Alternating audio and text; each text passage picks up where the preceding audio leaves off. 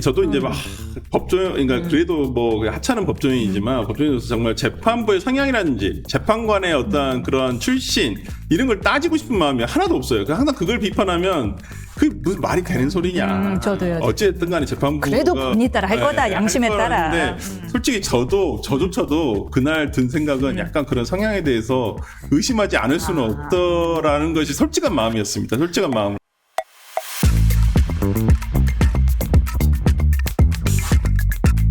이재명 대표 선거법 2심 무죄 이야기 해볼까요? 판결문 읽어보셨죠? 아, 읽어봤죠. 100쪽이더라고요. 제가 아까 출력해갖고 왔는데.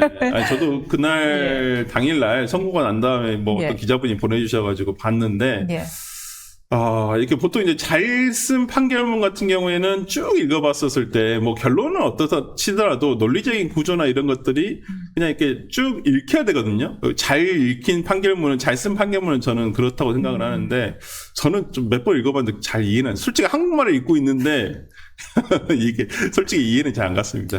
솔직한 말로는. 솔직히 말씀 주셨는데 어느 부분이 가장 이해가 안 가요? 저는 이제 뭐 많이 논란이 됐던 조작 부분이라든지 사진 조작이라고 한다. 이거 조작이 더 맞다. 아니 저는 차라리 그렇게 결론을 내지 않고 그냥 이게 골프를 친 것이냐 안 친 것이냐 명확하게 답이 없었으니까 그 부분에 대해서는 뭐 아닐 수도 있지 않겠냐 이렇게 판단을, 물론 그 안에 들어가 있습니다만은 그 사진이 조작된 것이 맞다라고 해버리면 이거 이 문구는 분명히 정치권이라든지 이게 국민들한테 분명히 이게 무슨 논란이 되겠다. 지금 계속 뭐 희화돼서 회자되고 있죠. 그러니까 또 이재명 대표는 본인의 SNS에 또 이거 올리셔가지고 비슷한 뭐 또 다른 프레임에 관련한 사진을 올리셔가지고 봐라! 뭐 이렇게 판단한 것이 아닌데 그 맞지 않은 구조, 맞지 않은 사진인데 올리신 거라고 생각을 하고 어찌됐든 간에 이 크롭이라고 하는 거잖아요. 그러니까 사진 중간에 있는 부분을 확대해가지고 이렇게 보여준 거예요. 근데 원본 사진이 제시되지 않고 그랬다고 한다면 뭐 조작이라고 볼 수도 있죠. 근데 우리가 원본 사진 다 알잖아요. 같이 제시가 됐었잖아요. 그렇기 때문에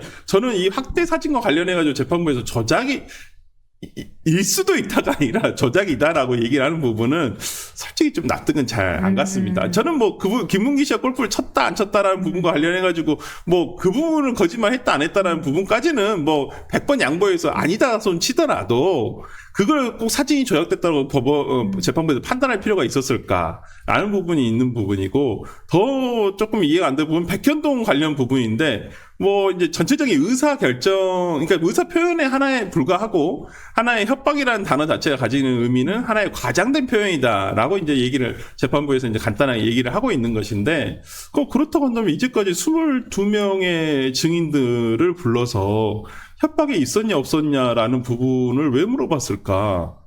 라는 생각이 들더라고요. 그 많은 증인들이 나와서 그 많은 시간을 1심 허위 여부에 대한 그 상황을 판단하기 위해서 했던 거잖아요. 1심도 2년 2개월 걸렸잖아요. 뭐 2심은 금방 끝났습니다만은 그 2년이 넘는 시간 동안 한 것이 협박이 있었냐 없었냐라는 부분을 계속적으로 재판부에서 밝혀왔던 거잖아요.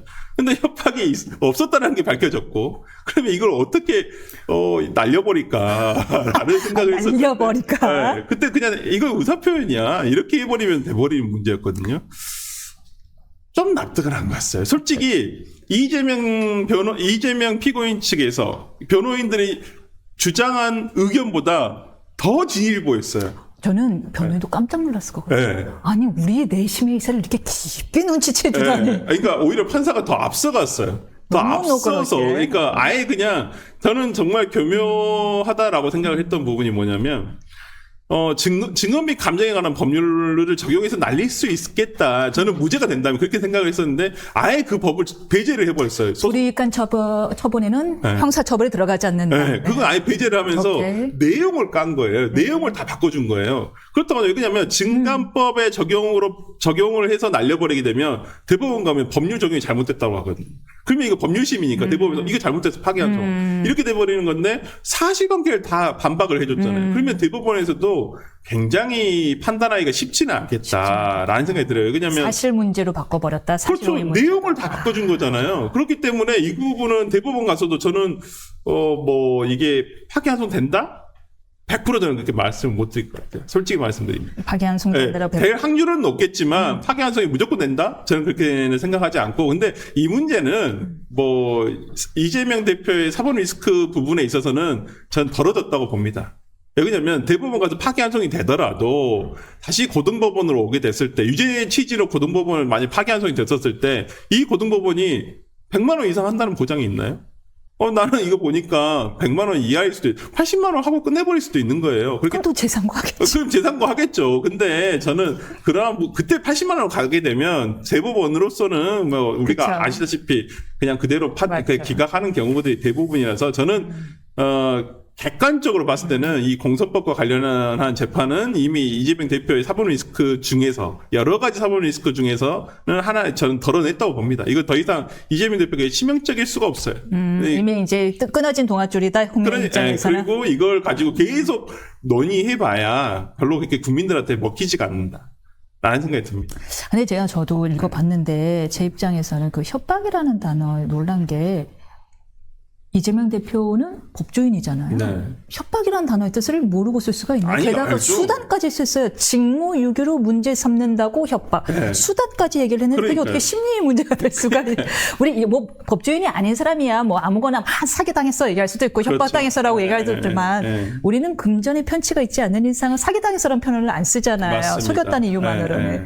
법조인이 수단까지 설명하면서 협박이라고 말 안 붙는데도 그걸 그냥 심리적 압박이라고 그렇게 노그렇게 해석을 해주는 거는. 저는 그래서 저도 이제 막 법조인, 그러니까 그래도 뭐 하찮은 법조인이지만 법조인으로서 정말 재판부의 성향이라든지 재판관의 어떤 그런 출신 이런 걸 따지고 싶은 마음이 하나도 없어요. 항상 그걸 비판하면 그게 무슨 말이 되는 소리냐. 저도요. 어쨌든 간에 재판부가. 그래도 법리 따라 할 거다. 양심에 따라. 근데 솔직히 저조차도 그날 든 생각은 약간 그런 성향에 대해서 의심하지 않을 수는 없더라는 것이 솔직한 마음이었습니다. 솔직한 마음으로. 저의 생각은. 그렇기 때문에 뭐 이 재판이 어떤 논란이 됐던 건 사실이고 근데 뭐 엎질러진 물이잖아요. 이 2심에서 무죄가 났다는 사실은 팩트니까. 근데 이게 이제 대법원 가서 무슨 파기 재판은 안 되는 얘기고. 그러니까 유죄에서 무죄로 바꿀 수는 있죠. 왜냐면 우리가 대법원에서는 형량을 정하지는 않잖아요. 그러니까 유죄냐 무죄냐 이것만 가르는 것이지 그렇기 때문에 유죄에서 무죄로 할 수는 있죠. 그렇죠. 형량을 안 정해도 되니까. 그렇군요. 그래서 자판을 할 수가 있는 건데 형량을 정해야 된다면 이걸 자판을 할 수가 없는 것이거든요. 그래서 뭐 주진우 의원이나 이런 분들은 이제 얘기를 하시는데 뭐 법적으로 불가능할 정도는 아니라고 봅니다. 뭐 1000% 불가능하다는 아니겠지만 굉장히 희박하다라는 생각이 들기 때문에 그리고 대법원이 그렇게까지 하지는 않을 것이다. 이 부분은 법리 오해라고 볼 부분도 있는 것 같아요. 백현동 발언 부분에서 피고인의 행위에 대한 발언이 아니고 제3자. 후보의 발언에 대한 행위였으므로 허위사실 공표죄의 그 후보자의 행위에 대한 발언이 아니다. 이거를 그 행위를 그렇게 능동적 행위만을 해석할 것인지 아닌지는 약간 법리로 따져볼 만할 것 같다. 이 부분도 이재명 대표 측에서 1심에서부터 강하게 주장을 했던 건데 2심에서는 좀 더 구체화시켜서 이걸 더 통보하게 주장을 했더라고요. 근데 그게 어쨌든 받아진 건데 근데 이제 앞으로 이게 문제가 뭐냐면 이재명 대표의 지난번 경기도지사 시절 대법원 판례와 이게 일부 이번에도 논리가 들어왔습니다만은 이번 재판에서의 어떤 논리가 그대로 굳어지게 된다면 앞으로 선거에서 허위사실 공표죄를 잡아내기가 너무 힘들어진다는 이제 거죠. 주거를 다 타자로 하면 돼. 네. 내가 했다고 아니고 제가 낼 대로. 맞아요. 제 3자가 그랬는데 내가 이랬다라고 해버리면 글쎄 허위사실 공표죄로 이걸 규율할 수 있을까요? 그렇죠. 조금 그 부분은 조금 많이 걱정됩니다. 그러니까요. 이제 다 주어를 타자로 하시기 바랍니다. 빠져나갈 구석이 너무 많아져 버렸어요. 자, 한 번만 더 아까 저 살짝 말씀을 주셨습니다만은 개인적으로 대법원이 원시법원으로 돌려보낼 파기환송된 가능성이 조금 더 높아 보인다는 말씀 주셨죠. 저는 파기환송 될 거라고 생각을 하는데 네. 근데 그렇다고 해서 이재명 대표에게 뭐 정치적으로 어떤 위협이 될 것이다 그렇게 생각하지는 않습니다. 문제는 시기예요. 시기도 뭐 애매하죠. 솔직히 지금 빨리 진행되고 있는 건 맞습니다. 그러니까 검찰에서 바로 상고를 했고 법원에서 바로 접수를 해서 한 3, 4일 정도는 단축이 됐어요. 근데 이걸 4월 달 내로 판결을 하는 게 저는 맞다고 봐요. 어찌됐든 간에 대법원에서 만약에 조기 대선이 열릴지 안 열릴지는 모르겠습니다만은 이 부분과 관련해서 빨리 선고를 내주는 게 뭐 늦어도 6월 26일이지 않겠습니까? 그러니까 내주는 게 맞다고 보고 뭐 지금 상황에서는 조기 대선이 열릴지 안 열릴지도 모르는 상황이기 때문에 뭐 이걸 선거와 연결시켜가지고 얘기하는 건 별로 필요성은 없을 것 같아요. 예리한 지적이셨습니다. 예.